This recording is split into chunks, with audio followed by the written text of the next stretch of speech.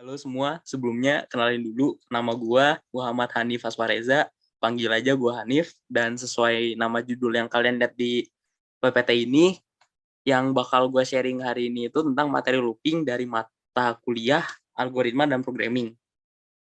Sebelumnya buat kalian di sini yang penasaran apa aja yang bakal gua bahas, kalian bisa cek materi-materinya di description box ya. Oke, kita mulai. Jadi kita mulai itu dari pengertian dari looping dulu ya. Apa itu looping? Ya, jadi sesuai sama namanya yang berasal dari kata loop ya atau artinya lingkaran. Yang ciri dari lingkaran itu tuh mulai dari satu titik terus ngelingkar lagi balik ke titik yang sama. Nah, kurang lebih sama gitu juga kalau misalnya di program. Jadi kalau misalnya looping dalam bahasa pemrograman itu tuh instruksi khusus yang digunakan untuk mengulang beberapa perintah sesuai dengan jumlah yang ditentukan. Tujuannya apa? Tujuannya itu untuk mempermudah pengerjaan program sama mempersingkat instruksinya. Jadi kalian bikin programnya itu nggak panjang banget sampai 50 baris gitu. Oke, jadi dari jenis-jenis looping itu ada 3. Yang pertama for, yang kedua while, yang ketiga do while. Buat lebih jelasnya kita bahas satu-satu nih ya. Pertama, buat looping for. Jadi looping for itu instruksi yang digunakan untuk menjalankan statement atau perintah sesuai dengan jumlah pengulangan yang udah diketahui. Penulisan sintaksnya kayak yang kalian bisa lihat di box kanan bawah ini, itu tuh format tulisannya setelah for kalian masukin nilai awal. Nah, nilai awal itu permulaan dari pengulangan. Terus kita lanjut ke batas kondisi. Batas kondisi itu apa? Batas kondisi itu batas nilai yang ngehentiin pengulangan. Sama yang terakhir nih, counter. Apa fungsi counter? Counter itu buat ini ngatur naik turunnya sebuah pengulangan. Nah, terus sekarang kita lihat ke flowchart-nya. Buat ngejelasin flowchart-nya, gue bakal pakai notepad aja lah ya biar lebih gampang. Nah, oke. Ini notepad-nya kita mulai nih ya. Nih, di flowchart-nya pertama mulai. Oke, kita mulai. Terus deklarasi batas sama nilai awal. Kita tulis batas, terus nilai awal. Nah, terus apalagi yang disuruh sini? Terus pertama baca batas. Oke, batasnya kita input misal 5. Nilai awalnya di sini diminta 1. Oke. Terus buat kondisinya, kondisinya itu nilai awal lebih kecil sama dengan batas. Nah, kita tulis dulu nilai awalnya, terus masuk nih ke ini, nilai awal, terus ini ada tanda plus-plus, itu tuh increment. Plus-plus atau increment. Nah, ini fungsinya apa? Yaitu ini, counter tadi tuh yang ada di sintaks. Tuh counter ya. Udah kita tulis nilai awal, masuk ke sini di increment kan jadi 2. Masuk ke sini lagi, nilai awalnya tuh jadi 2 nih. Masuk ke sini. Nilai awal udah benar kan memenuhi. Nilai awal lebih kecil sama dengan batas kan. Ya udah kita tulis. Terus masuk lagi ke increment. Terus nilai awalnya berubah lagi jadi 3 sekarang. 3 masih memenuhi kan, ya udah terus lagi nilai awalnya. Nah, begitulah seterusnya sampai jadi 5. Apa yang terjadi pas udah jadi 5? Kan 5 kalau misalnya udah di-increment jadi 6 kan, udah tidak memenuhi nih. Maka bukan dia nggak akan ke bawah lagi karena dia false kan, dia bakal langsung ke end. Nah, jadi kurang lebih gitu ya buat looping dari for. Oke, kita lanjut. Nah, selanjutnya ada ini, ada looping while. Apa itu looping while? Jadi, looping while itu instruksi yang digunakan untuk mengulang suatu statement selama kondisi syarat yang diberikan itu benar. Aduh, maaf. Apabila kondisinya bernilai salah, maka statement atau perintah yang dideklarasikan di dalam perulangan tidak akan terulang. Kita lihat sintaksnya lagi di box kanan bawah. Jadi, pertama, masukin nilai awal, terus di while-nya ada kondisi batas, terus baru kita kasih statement-statementnya. Setelah statementnya baru masuk counter. Nah, terus kita lihat lagi flowchart-nya nih ya buat lebih ngertinya. Kalian lihat ini, kayak mirip kan? Nah, kenapa? Karena itu sebenarnya sama kayak kayak looping for. Emang kurang lebih ini tuh fungsinya sama. Jadi, gua nggak perlu ngejelasin lagi lah ya di notepad. Kita lanjut ke looping yang terakhir. Looping terakhir apa? Looping terakhir itu ada 2 nih. Dual itu adalah instruksi untuk mengulang suatu statement atau perintah selama kondisi yang ada pada while masih terpenuhi atau benar. Cara penulisan sintaksnya bisa kalian lihat nih di box kanan bawah lagi, diawali dengan nilai awal, lalu masuk ke do-nya lalu masuk ke ini, masukin statement 1, statement 2, baru counter, dan yang terakhir kalian masukin while dengan kondisi batas. Oke, kita pakai notepad lagi karena yang ini beda dari yang sebelumnya. Oke, pertama kita lihat di flowchart-nya. Di flowchart minta mulai. Setelah mulai minta deklarasi batas sama nilai awal. Kita tulis batas dan nilai awal. Oke. Terus pertama, kita langsung disuruh input nih. Langsung input 1 sebagai nilai awal kan ya. Terus nulis nilai awalnya nih udah, terus di increment. Setelah di increment baru nih masuk ke sini. Di increment kita tuh berarti udah langsung 2 kan. 2-nya memenuhi nggak? Nah, karena memenuhi, berarti di sini nilai awal tuh jadi 2. Nah, kita masukin aja nih, kita tulis plus-plusnya di bawah biar kelihatan gitu ya, increment di mana, sama ini, nilai awal sama dengan, lebih kecil sama dengan batas. Nah, ini apa bedanya dari yang tadi? Yang ini itu, jadi kita itu udah input dulu nilai awalnya 1 dan jalan terus, setelah jalan dan di increment, baru masuk ke ini, baru masuk ke, oh maaf ini ada typo ya, nah, baru masuk ke kondisi ini. Jadi ini 3, di increment masuk ke sini 4, begitulah kayak tadi. Kayak tadi yang udah gue jelasin, nggak kayak yang sebelumnya di mana ini masuk kondisi dulu baru di output. Oke, ini setelah 5, maka di sini akan false dan selesai. Nah, oke kita lanjut sekarang. Nah, buat memperjelas yang tadi udah gue contohin itu, kita bakal langsung lihat dari contoh kasusnya. Jadi di sini ada contoh kasus buat yang for ya.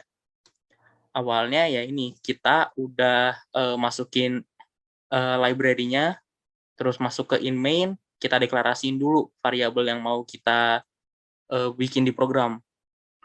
Nah, di sini kita bisa lihat kalau misalnya nih, ini yang ada di sintaks tadi apa, ya ini tuh nilai awal. Ini batas kondisi, dan ini counternya. Di sini nilai awalnya ada 0, dan batas kondisinya itu 10.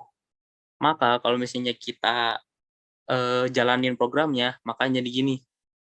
Nih, 1, maksud gua I-nya sama dengan 0, jalan ke 1, dan terus ke 10. Kayak yang di program tadi. Nah, kita lanjut ke contoh kasus yang while. Buat contoh yang kasus while ini tuh sebenarnya dimodifikasi dikit dengan inputan user. Berupa angka ini nih, jadi indikatornya. Indikator buat batas kondisi. Nah, kalau dijalanin ya sama kayak tadi. Setelah lu input angka 1, input angka satunya akan nih masuk ke jadi nilai awal, terus sampai ke batas kondisi. Nah, oke kita lanjut. Buat yang contoh kasus terakhir, yaitu contoh kasus dual. Di sini, pertama itu setelah di deklarasi nilai awalnya berapa, ini yang integer I sama dengan 1, baru nih, ini kita masuk ke proses output-nya, di mana the value of I is, nih %d ini buat integernya, /n buat enter ke bawahnya, dan ini I. Terus di increment, terus ini batas kondisinya. Nah, apa yang terjadi kalau misalnya di integer I ini, kita masukin misal angka 4, kan langsung nggak memenuhi. Kalau misalnya buat looping-looping yang tadi, maka programnya nggak akan jalan. Tapi kalau misalnya buat di kasus dual ini, programnya akan jalan. Gimana jalannya? Pertama kita lihat dulu jalan yang benar. Kalau jalan yang benar, harusnya jadi gini, 1, 2, 3. Tapi kalau kita input 4, maka ini tuh nggak akan ada. Ini tuh cuma jadi the value of I is 4. Kenapa? Karena ya itu, ini tidak memenuhi batas kondisinya. Nah, oke, kita lanjut lah ya. Nah, ini tuh buat perintah-perintah lain dari itu. Yang pertama ada break, yang kedua ada continue, dan yang ketiga ada labeling. Nah, kenapa ini penting buat dimension? Karena ini tuh bakal sering dibutuhin buat beberapa kasus looping yang lebih kompleks gitu loh daripada kasus yang tadi. Nah, perintah-perintah tersebut itu tuh instruksinya buat ngehentiin suatu perulangan tiga-tiganya ini. Tapi apa Tapi dari 3 ini tuh ada bedanya sama cara penggunaannya juga beda. Yang pertama, perintah break ini digunakan untuk menghentikan suatu perulangan. Yang kedua, continue digunakan untuk meloncatin suatu perulangan. Dan yang ketiga, labeling itu tuh untuk melompat ke baris berdasarkan label yang udah kita buat. Buat lebih jelasnya ya kayak tadi, kita lanjut aja ke contoh kasus. Di sini ada contoh kasus buat break sama continue ya. Nah, kita jelasin dulu ini program tuh buat apa. Nah, ini program tuh sebenarnya buat ngejalanin misalnya angka inputan kita dari 1 sampai 10 bakal dihitung maju jadi sampai 10. Misal di sini kita input angka 1 lah ya. Angka 1 maka harusnya yang bakal keluar itu misalnya 1, 2, 3, 4 seterusnya sampai 10. Nah, tapi di sini nih yang paling beda itu ada ini nih. Kita masukin if i sama dengan 7 terus di break, dan yang satunya if i sama dengan 7 jadi continue. Nah, gimana bentukan nantinya? Kita lihat langsung lah ya buat yang break. Di sini kita lihat angkanya, kita masukkan angka 1, maka jalan nih 1, 2, 3, 4, 5, 6. Lah, kok nggak lanjut nih? Kenapa? Harusnya kan sampai 10 kan ya? Itu karena break ini. Di sini kita minta buat programnya setelah i-nya sama dengan 7, programnya akan di-break atau disudahi. Disudahinya gimana? Ya ini, i-nya akan berjalan cuma sampai 6. Setelah di increment 7, programnya nggak jalan lagi. Nah, gitu buat misalnya contoh kasus yang break. Terus kita lihat nih yang continue. Yang continue di sini kita input lagi angka 1, satunya jalan. Jadi 1, 2, 3, 4, 5, 6, 8, 9, 10. Kayak ada yang aneh kan? Nah, itu karena 7-nya nggak ada. Kenapa nggak ada? Nih, karena program ini tadi, karena perintah ini tadi. Kan kayak yang udah gue jelasin, continue itu buat ngeloncatin sesuatu di dalam program. Di sini yang minta kita loncatin itu 7.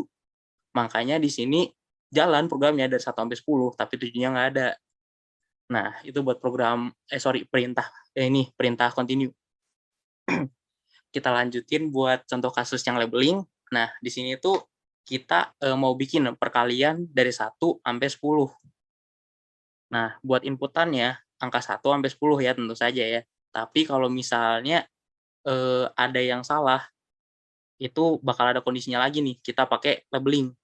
Pertama nih, kalian lihat nih ya, ini setelah if A lebih besar sama dengan 11, nih ada nih, go to begin. Begin itu apa? Pertama kalian deklarasiin dulu. Kalian mau biginnya di mana? Di sini, gua bikin program ya, minta gua bikin tuh di sini. Biar kita bisa bikin kayak perkalian ini lagi kan. Nah, gimana contohnya kalau salah nih? Kalian bisa lihat nih di sebelah kanan. Ini 11. 11 kan memenuhi nih labeling ini. Maka dia akan print ini. Kenapa? Karena dia nggak akan ngejalanin program ini nih. Terus jalan lagi 15, nggak memenuhi lagi, ngulang lagi, perkalian, 22, makin ngaco. Udah ngulangin lagi, akhirnya 9, baru bener. Baru programnya jalan. Nah, terus buat yang terakhir, ini tuh ada yang namanya nested loop. Apa itu nested loop? Nested loop itu sebenarnya sebutan buat pengulangan di dalam pengulangan. Jadinya pengulangannya tuh bakal diproses dulu. Nah, nested loop ini biasanya tuh digunakan buat contoh-contoh kasus yang bisa dibilang kompleks, kayak daftar perkalian, matriks, formasi 2 dimensi, sama array 2 dimensi. Oke, jadi segitu aja yang gue jelasin.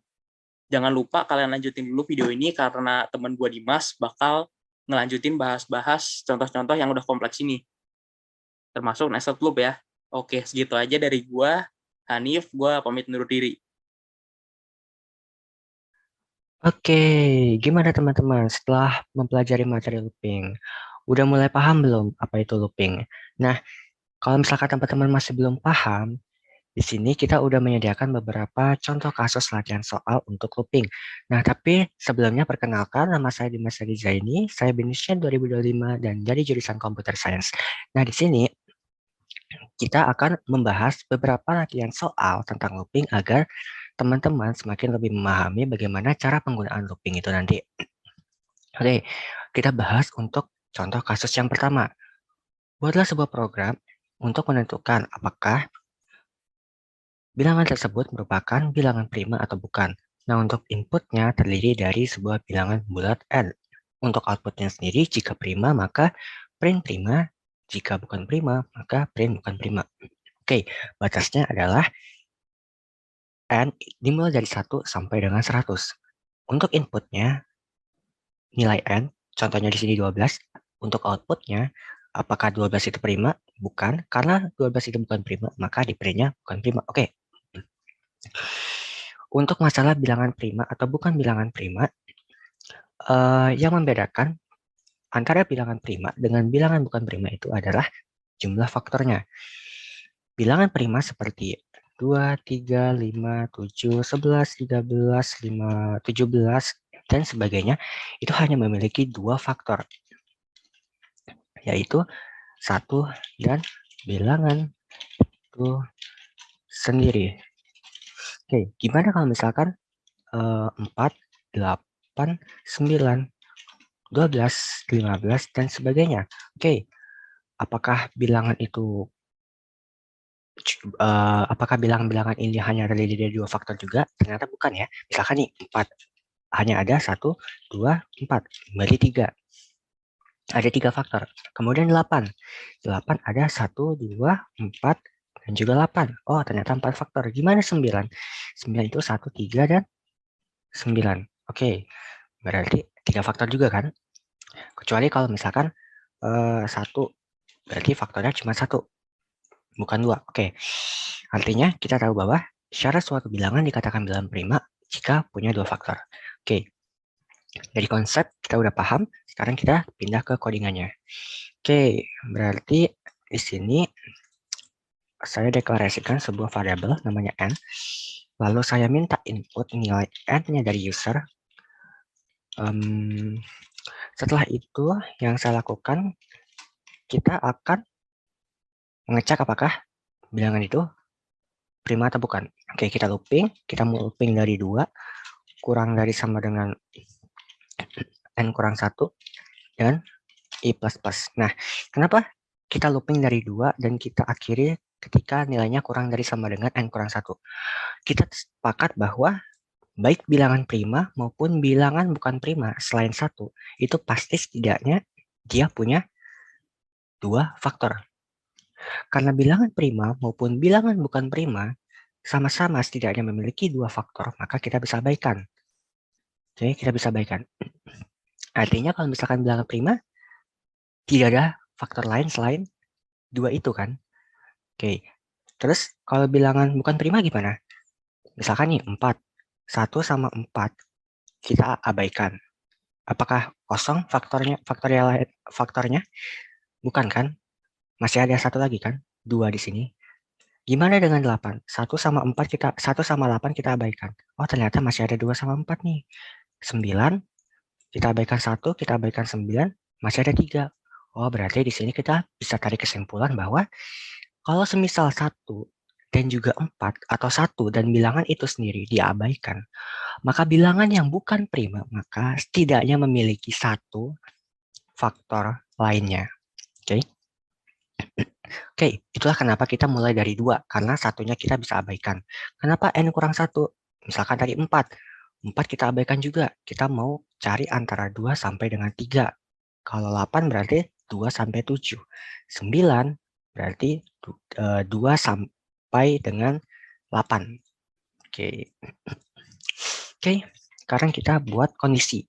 Kondisinya gimana jika seandainya nilai dari n dimodulus dengan i hasilnya 0,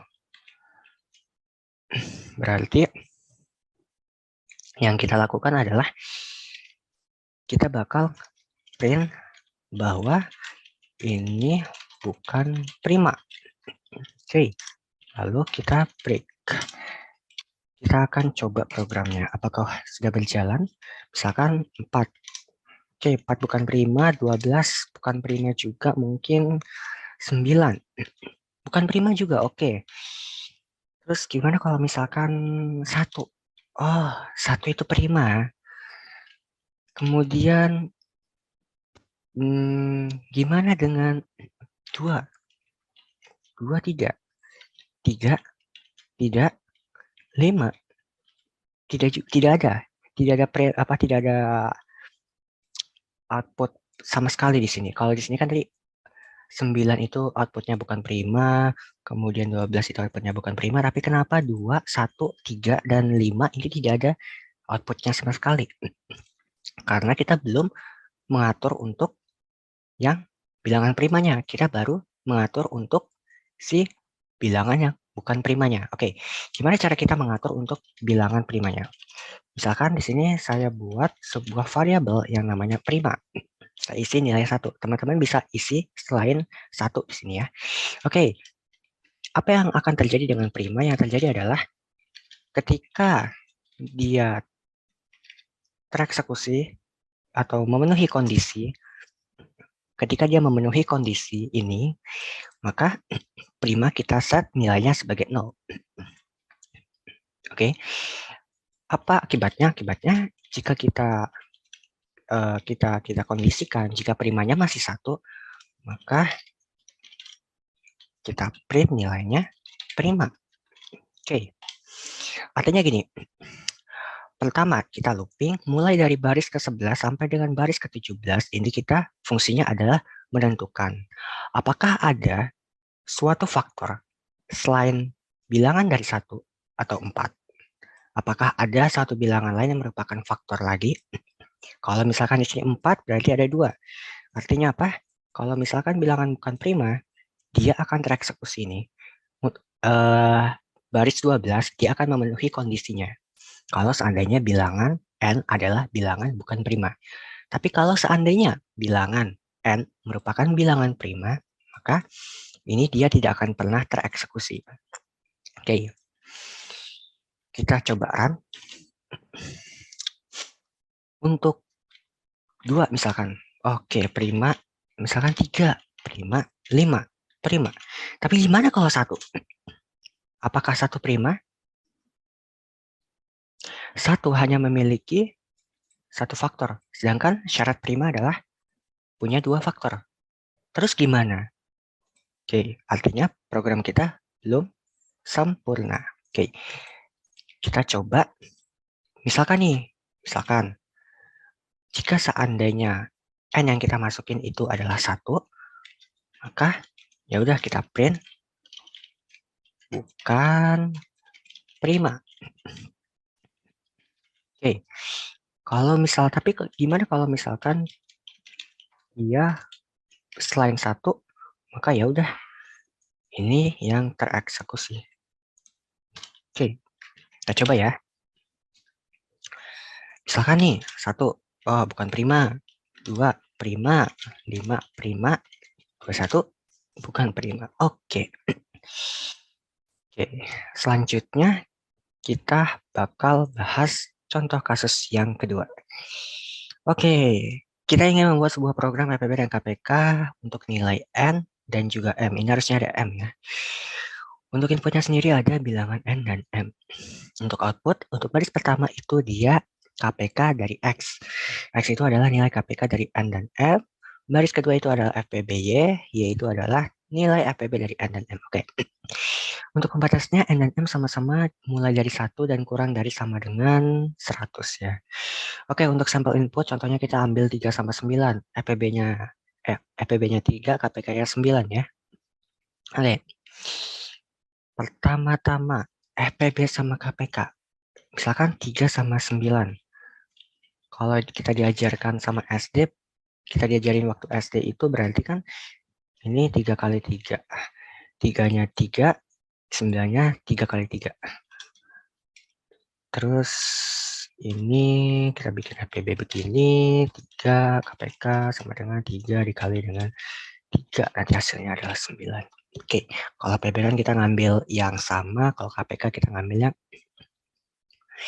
yang paling banyak bilangannya untuk dikali nanti. Oke, pertanyaannya sekarang gimana kita ngodingnya? Oke, pertama untuk untuk KPK terlebih dahulu. Idenya adalah misalkan N, 3, dan M itu adalah 9. Idenya adalah kita paksa nilai N, ya, paksa nilai N agar bisa dimodulus oleh 9. Atau kebalikan, paksa nilai M agar bisa dimodulus oleh 3. Atau bisa dimodulus oleh N. Oke. Misalkan nih, saya ambil yang ketentuan paksa agar nilai N bisa dimodulus oleh nilai M. Oke, berarti pertama saya set KPK-nya itu sebagai nilai N. Lalu apa? Nah, sekarang di sini, cara supaya 3 bisa dimodulus oleh 9 menghasilkan 0 adalah 3-nya pasti harus bertambah. Ya kan? 3-nya pasti harus bertambah. Nah, berarti kita bisa looping di sini. Kita bisa looping sebanyak M kali. Kalau misalkan teman-teman menggunakan KPK-nya itu ditetapin nilai sebagai M, maka nanti loopingnya di sini sebanyak N. Tinggal dibalik aja. Tapi saya di sini gunakan N saja KPK-nya. Oke, looping sebanyak M kali. Selama looping apa yang kita lakukan? Kita cek lagi. Apakah KPK dimodulus dengan si M? Itu hasilnya 0. Jika ya, print KPK. Nah, bagaimana jika tidak? Jika tidak, kita abaikan. Dari looping selanjutnya, di looping ini kita juga naikin nih nilai dari KPK-nya. Dengan siapa? Dengan si N. Oke. Jadi kita naikin nilai KPK-nya dengan nilai N. Oke. Kita akan masuk ke dalam pengodingannya. Oke. Pertama, oke, ada dua variabel yaitu N dan juga M. Oke, N dan juga M. Kemudian minta input dari user nilai dari N dan juga M-nya. Setelah itu, kita bakal coba looping. Tapi sebelumnya saya deklarasi terlebih dahulu nilai dari si KPK-nya kita set sebagai nilai N. Oke. Apa selanjutnya? Kita looping. Kita mulai dari 1. Kemudian kita looping I-nya sampai kurang dari sama dengan si M. Lalu I++. Oke, kita looping. Selanjutnya apa? Selanjutnya, kita bakal mengecek kondisinya apakah KPK jika dimodulus dengan M menghasilkan 0. Jika ya, maka print KPK nilai dari KPK-nya. Oke, lalu kita coba untuk break agar keluar dari looping. Tujuan dari break ini adalah supaya kita memudahkan program kita dalam looping. Artian gini, ketika kita harus, misalnya kita harus looping sebanyak 10 kali, tapi kondisinya sudah terpenuhi pada saat looping ke-3. Otomatis kan masih ada 7 kali looping lagi, ya kan? 7 kali itu kalau misalkan kita jalanin, otomatis kan seperti sia-sia ya. Padahal kita udah dapat kondisinya. Makanya kita nggak perlu 7 kali looping itu. Sehingga kita gunakan break untuk keluar dari loopingnya. Oke. Kita coba kalau gitu ya. Oh iya, saya ada yang lupa sesuatu. Untuk yang ini, KPK sama dengan KPK plus N. Artinya KPK-nya akan selalu bertambah. KPK plus N. Oke, kita run coba. Misalkan 3 sama 9, KPK-nya adalah 9. Oke, 4, 12. Oke, KPK-nya 12. Sip. Oke, berarti ini adalah cara menentukan KPK-nya. Oke, KPK-nya. Sekarang kita lanjut ke FPB. Nah, gimana cara FPB-nya? Kalau tadi kita belajar bahwa KPK itu adalah bagaimana cara kita membuat nilai N bisa dimodulus oleh M, tapi untuk untuk FPB-nya kita paksa nilai N agar bisa sama dengan M. Oke, nilai N itu sama dengan M. 3 sama dengan 9. Apakah sudah benar? Belum. Karena dia belum benar, maka 9, yang lebih besar yang mana? 9. 9 lebih besar daripada 3. Karena 9 lebih besar daripada 3, maka yang besar dikurangi yang kecil. Hasilnya 6. 3 sama dengan 9 berubah jadi 6. Oke, udah sama? Belum. Yang mana yang lebih besar? 6. 6 dikurangi dengan 3. Akibatnya apa? 6 lebih besar daripada 3. Akibatnya yang lebih besar dikurangi yang lebih kecil. Berarti 3. Berarti 3 sama dengan 3. Udah sama? Udah. Berarti N. Oke. Kemudian apa contohnya lain? Misalkan N-nya adalah 5. M-nya itu adalah 3. Oke. Apakah N sama dengan M? Apakah 5 sama dengan 3? Bukan ya. 5 lebih besar daripada 3. Akibatnya yang lebih besar dikurangi dengan yang lebih kecil. Sama dengan 2. Nah, berarti kita punya 2 sama dengan 3. Udah sama? Belum. Berarti 3 lebih besar daripada 2. Oke. 3 dikurang 2 sama dengan 1. Berarti sekarang apa? 1 sama dengan 2 sama dengan 1. Oke. Udah sama? Belum. 2 lebih besar daripada 1. Akibatnya 2 dikurang 1 sama dengan 1. Berarti 1 sama dengan 1. Apakah udah sama? Udah, berarti N. Oke. Kurang lebih begini untuk ilustrasi. Nanti kita cara mencari nilai FPB-nya. Oke, kita lanjut codingnya. Berarti kita bisa lakukan looping. Kita gunakan looping while selama nilai dari N itu tidak sama dengan M. Oke, selama nilai N tidak sama dengan M, maka kita cek nih kondisinya. Jika seandainya nilai M-nya lebih besar daripada N, maka yang lebih besar dikurang yang lebih kecil. Ya, yang lebih besar dikurang yang lebih kecil. Misalkan nih, 9, 3 sama 9. 3-nya N, 9-nya M. M lebih besar daripada N. Berarti ya udah ini 9 kurang 3, 6. 9 berubah jadi 6. Oke, tapi gimana kalau misalkan dia lebih kecil? Kalau lebih kecil, kalau misalkan N kurang dari M, maka kalau misalkan N lebih besar daripada M, kalau misalkan N lebih besar daripada M, maka ya udah kita turunin atau kecilin nilai si N-nya. Oke. Kita coba print di sini nilainya, nilai dari FPB.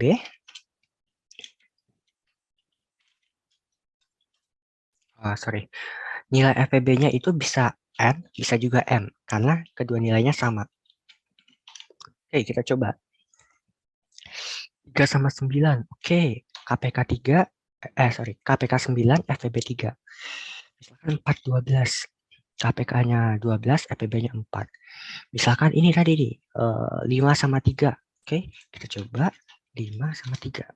Oke, KPK-nya 15, FPB-nya 1. FPB-nya 1 ya tadi. Oke, berarti codingan kita udah selesai. Kita lanjut ke contoh kasus yang ketiga. Anda diminta oleh guru matematika Anda untuk membuat sebuah program yang merepresentasikan huruf X dalam sebuah persegi dengan ukuran N kali N. Oke, jadi ada sebuah persegi ukuran N kali N, kita harus membuat simbol X dalam persegi tersebut. Untuk inputnya, baris pertama itu adalah bilangan bulat N itu menyatakan kasus uji, kemudian baris kedua itu berisi bilangan bulat N selanjutnya, dan outputnya adalah jawaban yang diminta. Oke. Misalkan di sini kasus ujinya ada 3 buah. Kasus uji pertama 7, kasus uji kedua 9, kasus uji ketiga itu adalah 3. Oke, berarti 7 ini gambarnya ini, kemudian 9 itu hasilnya kayak gini, 3 ini hasilnya kayak gini. Oke, mungkin teman-teman bingung ya, ini gimana ini buatnya? Pertama, kita bisa menyederhanakan soalnya dengan cara kita coba untuk ilustrasikan. Nah, di sini saya udah buat sebuah persegi juga dengan bentuk ada X-nya di dalamnya dengan ukuran 5 kali 5. Nah, di sini teman-teman bisa lihat ya, ada baris 1 sampai 5, ada juga kolom dari 1 sampai 5. Nah, tugas kita adalah kita buat perseginya, lalu kita buat silang di dalamnya. Oke, pertama kita akan bahas bagaimana cara kita buat persegi terlebih dahulu. Caranya adalah untuk soalnya berarti pertama-tama kita akan buat nih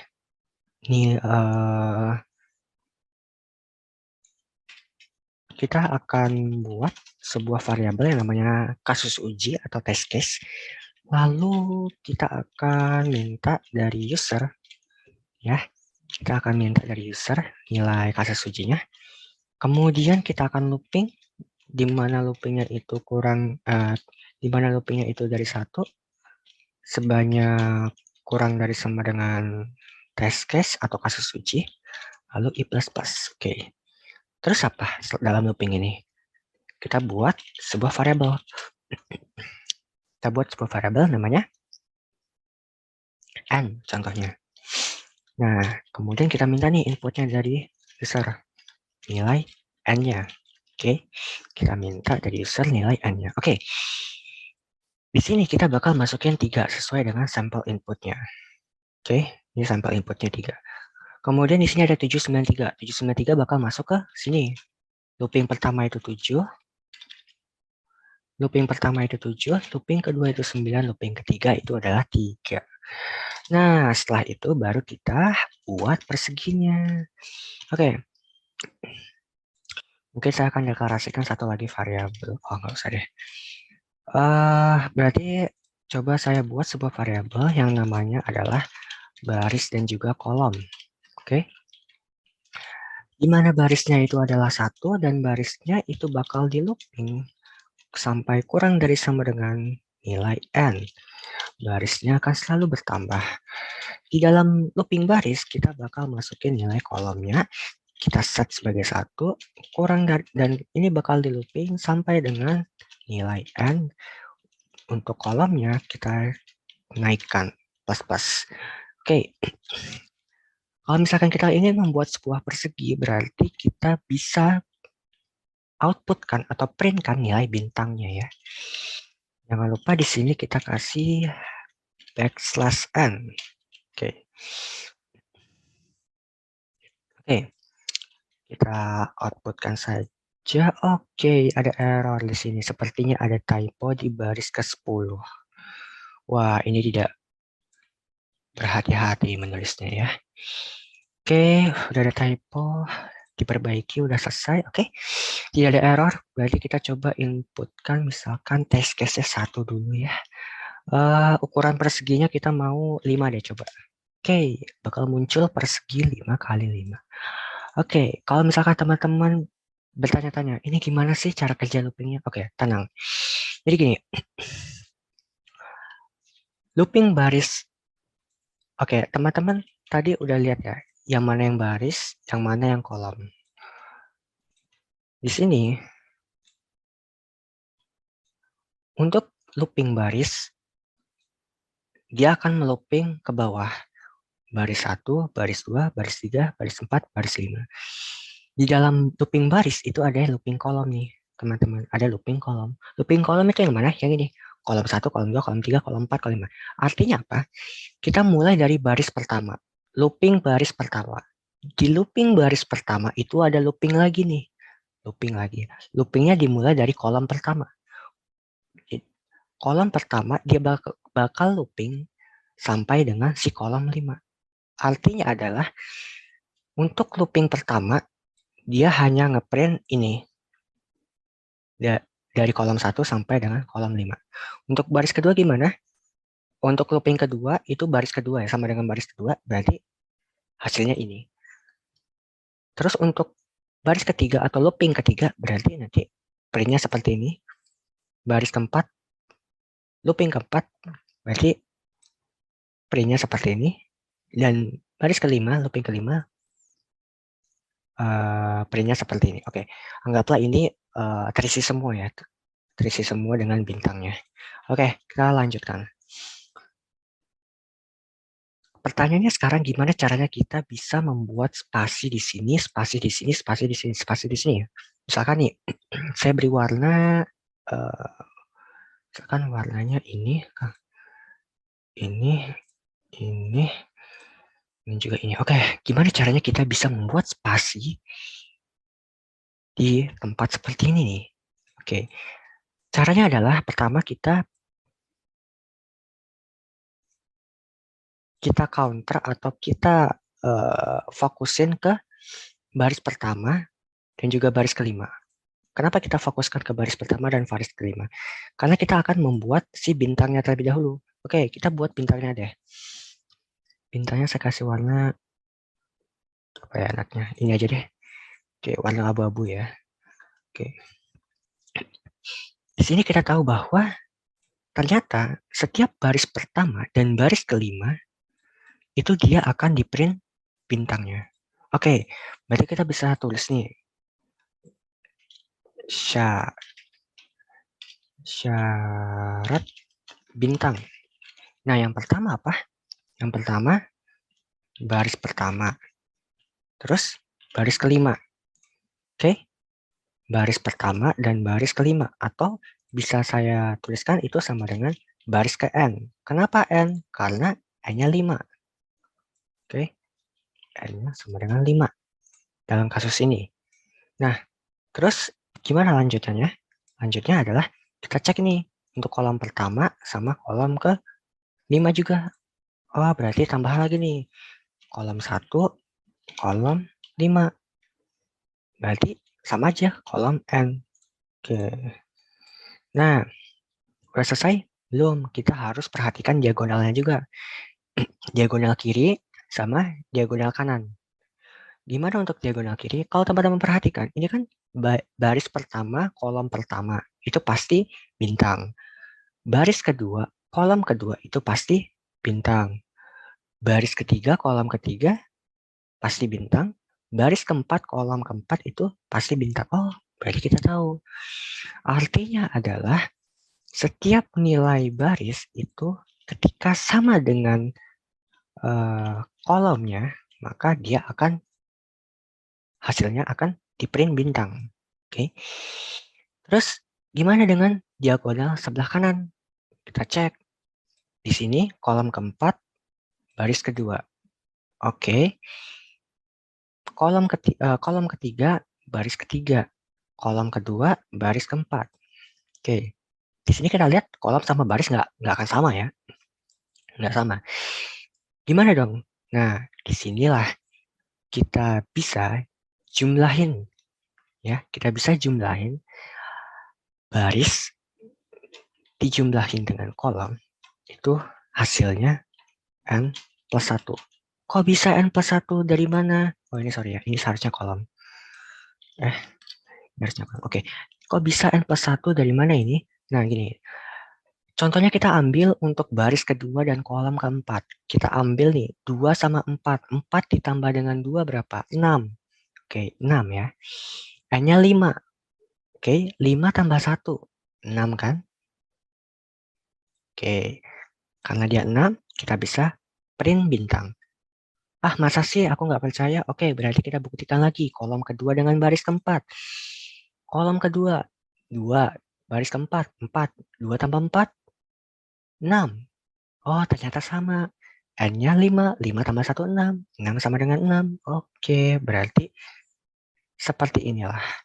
Artinya adalah ada 1, 2, 3, 4, 5, 6 syarat yang harus dipenuhi ketika nilainya. Ada 6 syarat yang harus dipenuhi ketika kita ingin mengeprint nilai dari bintangnya. Selain itu, kita print spasi. Oke. Langsung saja, berarti di sini kita perlu buat sebuah kondisi. Apa aja kondisinya? Pertama, barisnya sama dengan 1. Ada lagi? Ada. Atau barisnya sama dengan si N. Apalagi ada nilai dari kolom. Ini nilai dari kolom itu sama dengan 1. Ada lagi? Ada. ketika nilai kolomnya itu sama dengan N. Ada untuk diagonal sekarang. Diagonal adalah ketika baris itu sama dengan kolom. Oke. Ketika baris itu sama dengan kolom. Lalu ada ketika nilai baris kita jumlahkan dengan kolom, itu hasilnya adalah N plus 1. Oke. Apakah benar? Harusnya benar. Lalu kita print, kalau misalkan tidak memenuhi syarat di atas, kita print saja spasi. Oke. Oke. Coba kita output. Oke, tidak ada error. Aman, aman, aman. Kasus uji mungkin misalkan tadi contohnya adalah 3793. Oke, kasus ujinya ada 3 untuk 7. Oke, sama. 7, 9 mungkin. Oke, sama. Gimana dengan 3? Oke, sama. Teman-teman bisa lihat ya. Ini sama hasil. Ini sama hasilnya. Untuk 7 nilainya ini, 9 nilainya ini, 3 juga nilainya ini. Oke. Kurang lebih begitu saja teman-teman. Untuk latihan soal kita tentang materi looping hari ini. Semoga teman-teman bisa mengerti dan lebih memahami tentang materi looping ini. Dan sampai jumpa di video VBL selanjutnya. Bye-bye.